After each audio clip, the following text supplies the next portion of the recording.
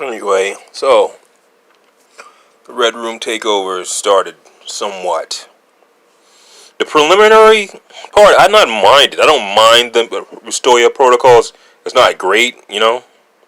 It has no missions and no cinematics. I mean, so it's not much of a start. It's more like a prelude. In that respect, is okay because if you look at a lot of the quests in Destiny, they have quests like that where you just collecting materials at first. So it kind of makes sense, but it's not, great. It's not something they should have advertised. If anything, they should have just said Red Room starts on May 20th. Red Room takeover starts May 20th, and then just surprise us May 6th with this. It would have worked way better as a positive if it was something just a surprise and just a bonus thing. Don't advertise this like it's something substantial, and it really isn't. It just adds to your playtime because per day, it takes me about 20 minutes to do my bounties, the bounties for my polychronin. And once I'm done that, I don't want to do anything else. I may play for an hour or two, really just to collect the bounties, depending on how hard they are to collect. And that's it. And then I'll be done for the day. With this, I can play for a little longer because I'm trying to, finish up those also, the protocol quest. And they're easy. At least the missing changes is just one step. I was hoping they weren't multiple steps. I saw it. They said step one. Like, wait a minute, there more steps to this? Now, at least look at it this way. You get 35 polychronin for every one of those quests you do for each character. So it's not a bad deal because, doing a villain sector, everybody does a villain sector to get their polychronin, and you get like only 3 polychronin for that, and you're getting 35 for doing the Red Room, whatever they are, the Restoria protocols. You might as well do them. They're not great. It could have been something better. They could have done something. If you want to do a preliminary, you should have something happen like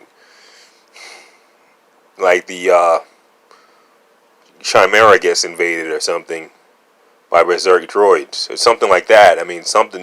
Some kind of preliminary thing. If you're going to do a really preliminary thing, I would think it would be better if you had like every time you're in a mission on the map during Warzone, maybe a helicopter full of ex Black Widow Red Room girls to attack. You could just take any of those random. Who's this? Anyway, you can take any of those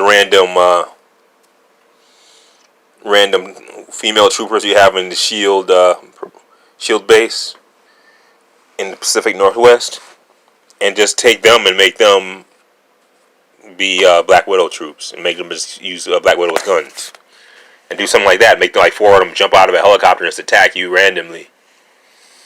Have some, for some kind of preamble, some kind of warning that Yelena Center of people after you.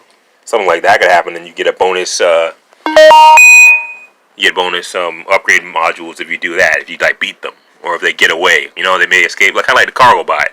The cargo bot just shows up on every map every now and then. You could have like Yelena's people show up every now and then, trying to do a hit on you.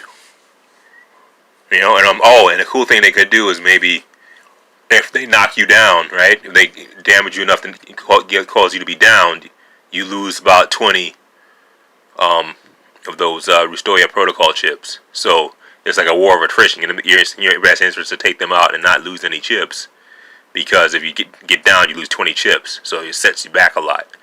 They do something, make it more interesting, because really it's just a matter of time to just get those Restoria protocol chips. Are pretty easy. If you have like a lot of time on your hands, you can do it in a day. Me personally, I play in a 1 hour, 2 hour play session. I'll have 100. So I'll play it tomorrow and get another 100, and then the next day get another 100 and be done with it. And then the rest part is easy. Everything else is just like like a, what do you call it? Like a regular daily objective. One of those daily missions you put on your challenge card. Those are easy. Just killing X amount of people with your super or your ultimate. Me, I have a problem. I was kind of hyped for the Red Room proper. From March 20th till I found out it only goes up to power level 120. Like, come on, man. It's bad enough. The villain sectors can only be 140. and those are too weak. Now you're putting this at 120. Everybody's gonna be able like a pushover. They want all stuff for these low level people who don't play, but whatever. Why are you rewarding all these people who don't even play the game?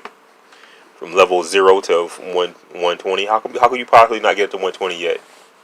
You must not have a clue what you're doing at all. And those are for the people that haven't played the game since it came out. They played it for a week when it came out and they quit playing, and they're still like level 20 or something. Power level, like what, 40 or something, or 30. Come on, you're not 50 on all your characters by now. You pretty much suck. I mean, even if characters I don't play, like Hulk, I got Hulk to level 50. I don't even really play Hulk. I didn't like playing them all. I mean, playing for challenge card stuff, and just by that alone, sporadically playing challenge cards, I got Hulk to like, hero level 50 and power level 70. And once you're 70, it's a quick jump to go from 70 to 120 easily. You can just spend enough money in the on the vendors in the faction areas and just level up really quickly. I'm not really gonna bother. I'm not much of a Hulk player. He has some cool stuff with like the fact that he can grab characters and just slam them together and use them as a weapon or throw them. So that's kind of hilarious. And I worked out a kind of way where I could use the enemy I'm holding as a weapon and use him as a projectile if I'm going to do a juggle combo to end it with a ranged attack. I'll use the enemy in my hand as the ranged attack, because that'd be quicker than like picking up a rock out of the ground. I think that would slow me down. It would mess up the juggle. I would have to launch somebody really high in order to hit him with the rock. You pick up small debris you pick up out of the ground. That'd be kind of hard to do. Anyway, yeah, so that's pretty good. It's okay. I'm kind of taking the wind out of my sails that the fact is when we power level 120. So, at least I like the fact that it's a little hazard. You can knock into a death trap. There's environmental hazards. If you fall, it's one you drop, and then you have to start over from the beginning. So it's 5 levels. So if you accidentally fall off the ledge, level 4, you go back to level 1. And also, I found it interesting. They showed the hero system. For going past level 50, so I'll be working on that. Basically, I'm just gonna focus on my ultimate and my attacks. I'm not gonna worry about defense. Defense, I can work on myself. I can just not get hit. You can just dodge and be evasive and not get hit. The first thing I'm gonna work on is my attacks and my heroic regen.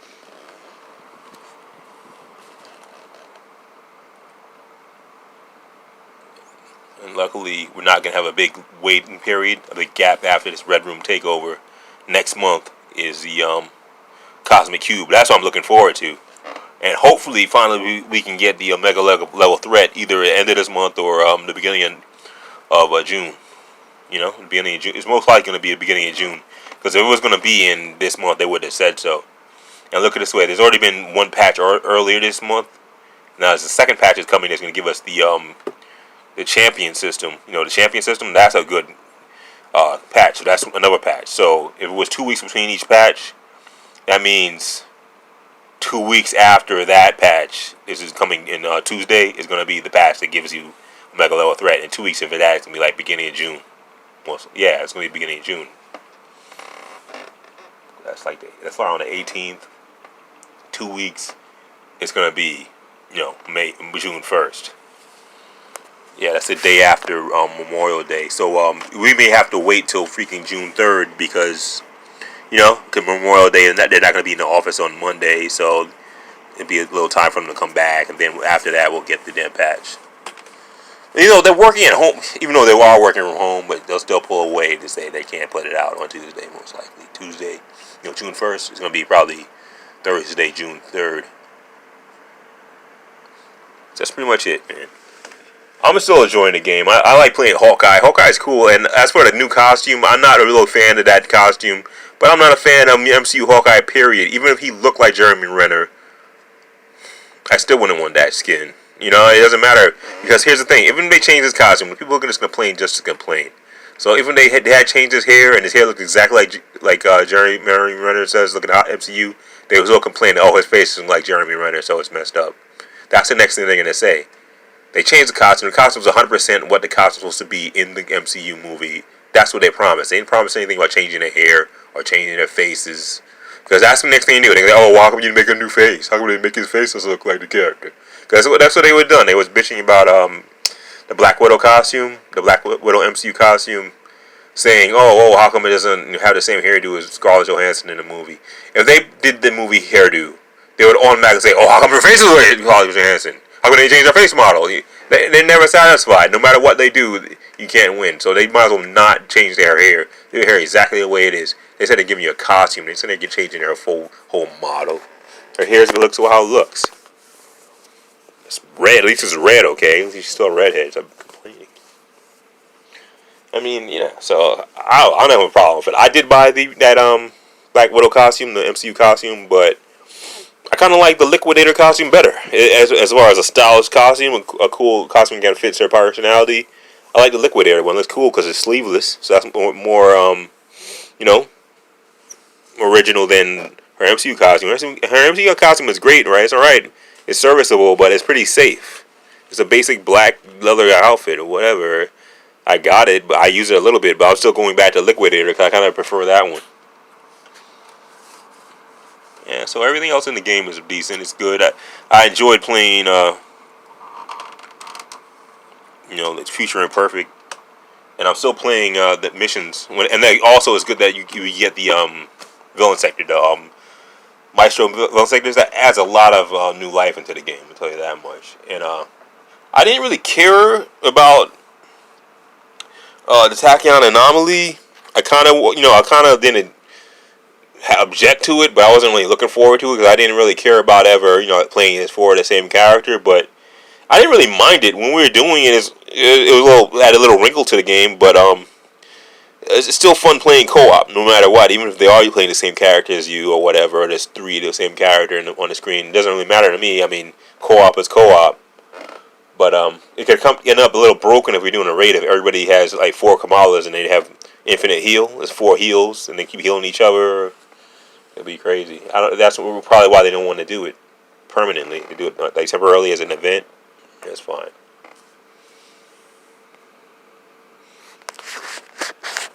That's pretty much it.